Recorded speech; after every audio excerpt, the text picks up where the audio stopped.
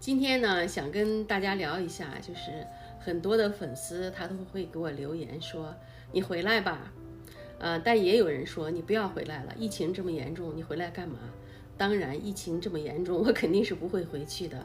我就是要回国探亲呢，我也是要等疫情结束了，不需要隔离了，我再回去。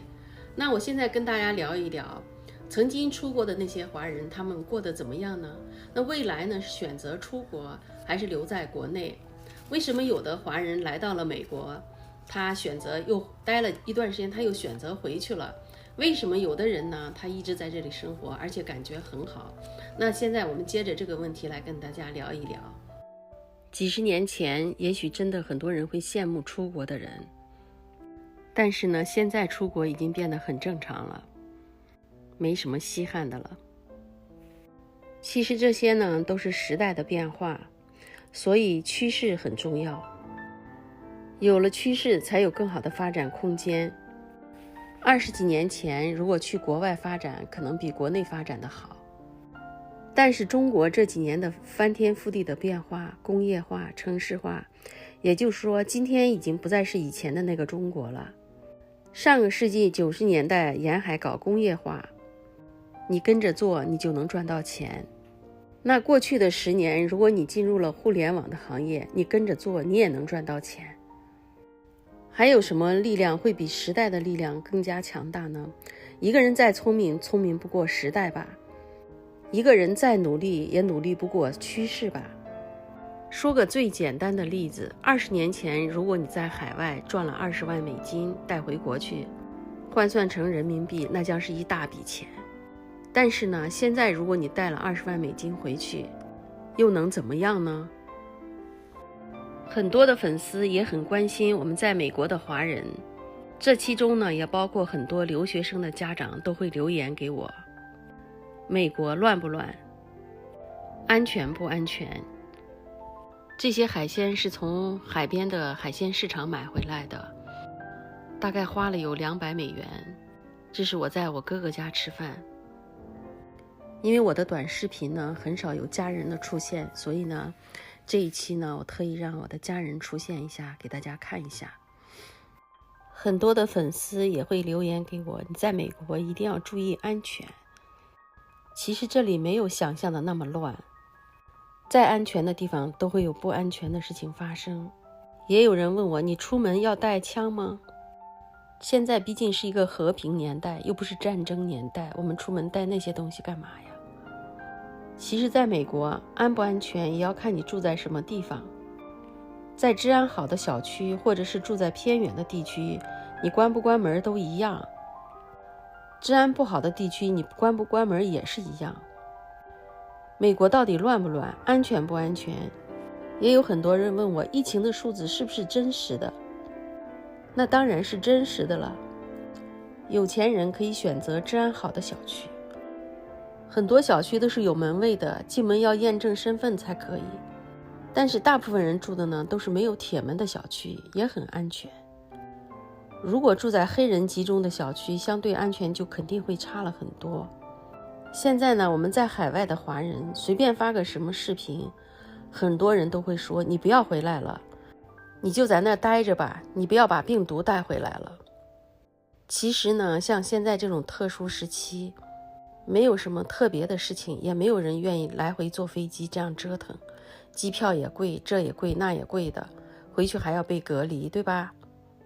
美国真的有那么好吗？我来美国16年了，我也真的从来没有觉得它有多么的好，只是每个人都有选择自己生活的方式，只要自己舒服就行了。很多人都问我，你为什么出国呢？我呢，20多年前我就在福建莆田生活。大家都知道福建莆田是侨乡，那个年代我们就看到很多归国华侨，他们的经济条件特别好。所以呢，我也是带着这种到美国来赚钱的，到美国来过好日子的心情，于是全家一起移民过来。其实呢，在来美国之前，我在莆田画商品油画也花了10几年，已经买了2套房子了。在那个年代，我的生活还算是不错的呢，比上不足，比下有余。来了美国才知道钱没那么好赚。我从打餐馆做起，每天早上送完孩子去上课，然后就去成人学校学英语，学完英语10点钟再去餐馆上班，每天回到家就已经是晚上的9点了。我在美国的生活也就是这样一步一步开始了。还好有哥哥一家在这里，少走了很多弯路。在美国生活这么多年，当然也经历了很多的困难，但是呢，要说后悔也算不上。既来之则安之，毕竟在这里生活也让我体验了很多不一样的乐趣。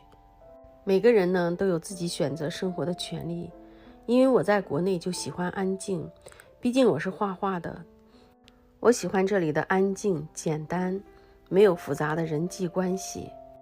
美国的缺点从这次的疫情已经看出来了。美国是个移民的国家，具有多民族多元化的文化。疫情这么严重，他们照样是出去旅游，如果不是强制戴口罩，很多人就是不戴口罩。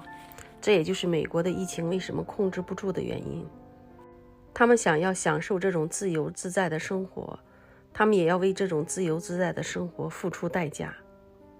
所以呢，在疫情刚刚有好转的时候，就解封了各种禁令，一切生活恢复正常之后，疫情迅速的反弹，很难控制住。但是呢，我们也不要拿着别人的缺点来嘲笑，来嘲讽。人家的优点我们未必能学得很快，有家的地方才是最好的。很多来美国的华人也有喜欢的，也有后悔的。有的人来转了一圈，感觉不好不喜欢，人家就回国了。也有的人呢，一来他就喜欢上这块地方了。所以呢，也用不着道德绑架这些出国的人，好像出国了就是不爱国，就是什么卖国贼呀、3等公民呀。说到这里，我还想说，你们说这些话的人，你们首先是自己瞧不起自己，瞧不起自己，那你就在家里待着，别出门吧。其实大部分来美国的华人都是为了赚钱，也有的是为了孩子上学来的，卷着钱来的又能有几个呢？其实大家每个人生活都不容易，就跟国内的人到其他的城市，到北上广打拼是同样的道理。难道他们就不爱自己的家乡了吗？家乡的人就会说你不要回来了吗？很多的朋友都关心我是哪里人，我是陕西韩城长大的，老家是福建莆田的。我呢也只会讲普通话，莆田话我也不会说。在美国的华人也常常会说吃在中国，住在美国。中国的美食当然是最好吃的啦，美国人相对来说吃的就很简单了，所以呢，美国的饮食文化也就比较简单。吃还是中国的好，赚钱要说美国好吧，也不一定，也要看你是做什么的。对普通的老百姓，如果在国内赚钱赚得少，然后能来美国赚的相对会多一点。寄回国吧，因为有汇率的差价，还是能帮普通的人改善一下自己的生活的。鱼和熊掌不能兼得，十全十美的事情也没有那么多。有的人羡慕美国的房子大，环境好，把父母接过来住，想让父母在美国安度晚年。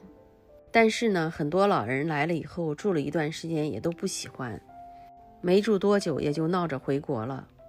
原因都一样，生活太冷清，太枯燥了，出门遛弯也见不着几个人，偶尔看到几个行人也都是匆匆忙忙的。在美国，家家户户都是关着门，各过各的日子，不像在国内人来人往，特别热闹。所以说呢，每个人都有自己的想法。很多人都问我美国好还是中国好，我想呢，100个人有100种的回答吧，适合自己的才是最好的。网上的杠精喷子都特别多，过好自己的日子最重要。中国是21世纪发展最快的国家，中国的未来是一定会繁荣昌盛，越来越好的。所以呢，我们在海外的华人也衷心的祝愿自己的祖国越来越强大，越来越好。今天呢，就跟大家聊到这儿。也欢迎大家在评论区里给我留言，也欢迎你给我点赞哈，点赞可以加热我的短视频，感谢大家哈，一直喜欢我，那我也很开心，能通过短视频能认识这么多的粉丝，能有这么多的朋友喜欢我，关注我，带您了解海外华人的真实生活，谢谢大家。